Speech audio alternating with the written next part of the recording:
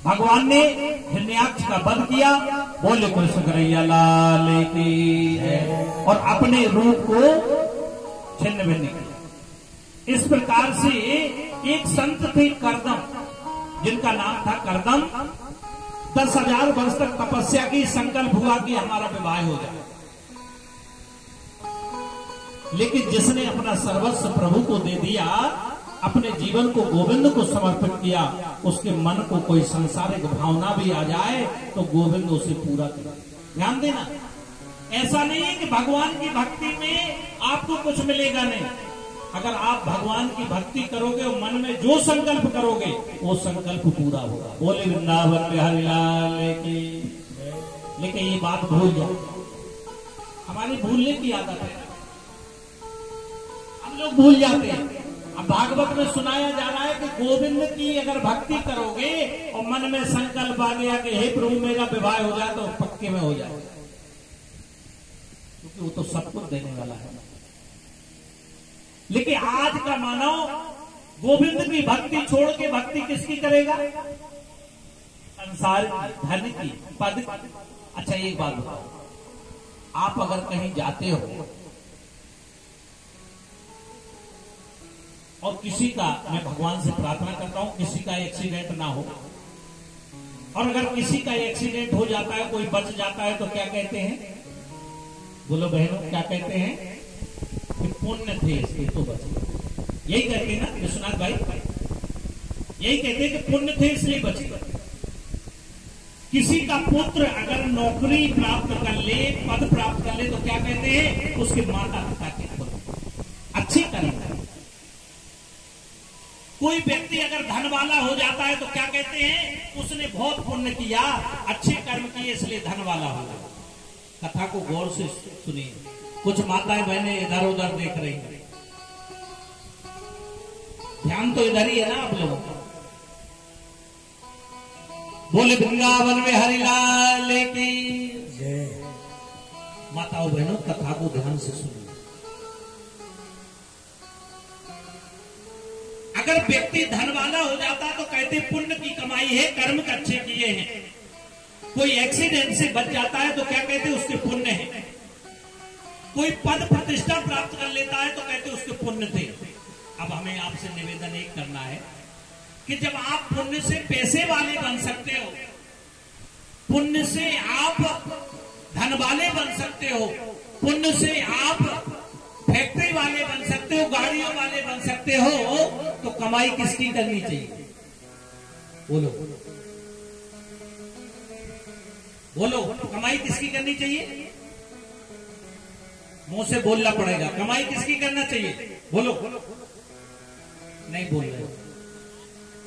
पुण्य की, और कर किसकी है? जब हमें पुण्य धनवाला बना, ध्यान देना, फिर से सुनो, पुण्य हमें धनवाला बना देता है, पुण्य हमें परिवार वाला बना देता है, पुण्य हमें फैक्ट्री वाला बना देता है, गाड़ियों वाला बना देता है, तो करना क्या चाहिए? पुण्य करना, कमाना चाहिए। और कर कमा के आते हैं पैसा कमाने का। अरे भाइयों बहनों माताओं, जब पुण्य हमें आगे बढ़ाता है तो पुण्य की कमाई करिए। पुण्य से आप पैसे वाले बन जाओगे, पुण्य से आप परिवार वाले बन जाओगे, पुण्य से आप धन वाले बन जाओगे। इसलिए पुण्य की कमाई।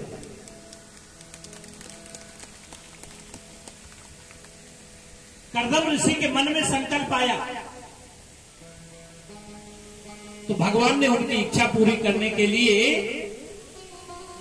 शंभु मनु की पुत्री, जो फूलों से पली राजकुमारी, इतने बड़े वैभवशाली महाराज की पुत्री, और एक फक्कड़ ऋषि के साथ, जिसका नाम था, 3 पुत्री थी। एक का नाम था देवहूति, एक का नाम था प्रसूति, और एक का नाम था याकुति। देवहूति का विवाह करदम ऋषि से कर दिया गया। अब करदम ऋषि ने एक शर्त रखी कि हम विवाह तो कर रहे हैं, लेकिन जैसे ही एक पुत्र होगा तो घर छोड़ दो। अब यहां तो पुत्र भी हो जाए, उसका विवाह भी हो जाए, नाती भी हो जाए, तो कहते क्यों भैया अब क्या विचार है भक्ति के बारे में? कहते अभी नहीं, अभी नाती तो ठीक है, नाती का जो विवाह हो जाए तो और अच्छा है, तब देख के भक्ति करें। नाती भी आ गया, पूछा भैया अब क्या विचार है? बोले नाती का विवाह हो गया, अब इसके एक आध लड़का और हो जाए, पंक्ति और देख ले, फिर सुख से जाए। बोले वृंदावन में हरि लाल की, कृष्ण कन्हैया लाल की। ये शर्त हुई, लेकिन भगवान की इच्छा कुछ और थी। उनके धीरे धीरे 9 कन्याएं हो गई, पुत्र हुआ ही नहीं, क्योंकि संकल्प तो पुत्र का लिया था और भगवान को जो मंजूर होगा वही होगा। 9 कन्याएं हो गई। पहली पुत्री का नाम कला, जो मारीच ऋषि के साथ विवाही गई। दूसरी का नाम अनसुईया, जो अत्रि मुनि के साथ विवाह हुआ। तीसरी का नाम अरुंधति, जो वशिष्ठ जी के साथ विवाही गई। चौथे का नाम श्रद्धा, जो हविर्वी ऋषि के साथ विवाही गई। पांचवी का नाम शांति, जो मरीच ऋषि के साथ विवाही गई।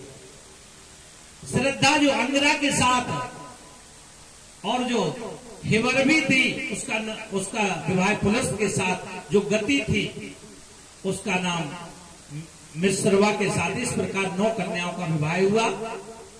9 कन्याएं हुई और 10वें के रूप में खुद साक्षात भगवान आज आ रहे हैं, जिनका नाम है कपिल भगवान। प्रकट हो गए। बोले कपिल भगवान की।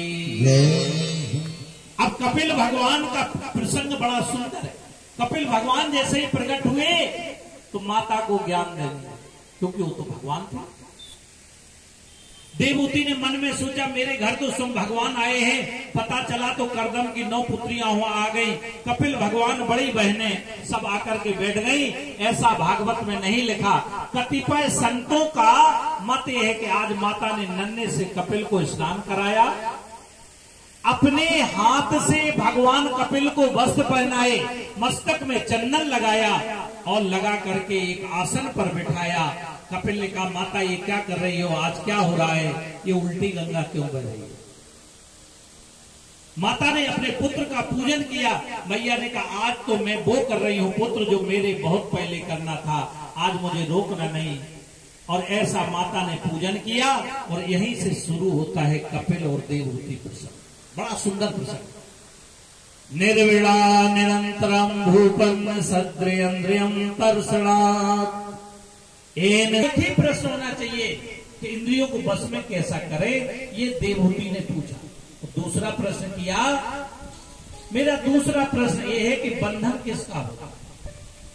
बंधन मन का होता है, शरीर का होता है, आत्मा का होता है। मन को बस में करने